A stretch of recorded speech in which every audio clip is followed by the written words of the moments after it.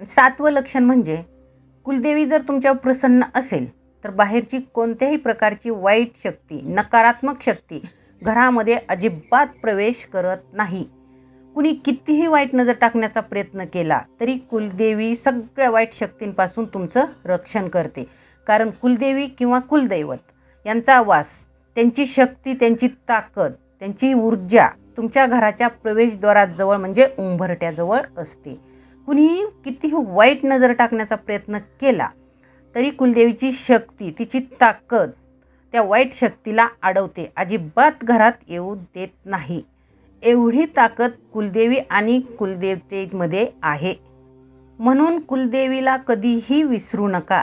तिची सेवा केली, तिची ओटी भरली, तिचा मान सन्मान तिला दिला तर तुमच्या घरात सुख, समाधान, शांती नांदेल. तुमच्या घरात प्रत्येकाला त्यांच्या कामामध्ये यश मिळेल. घरातील वातावरण प्रसन्न राहील.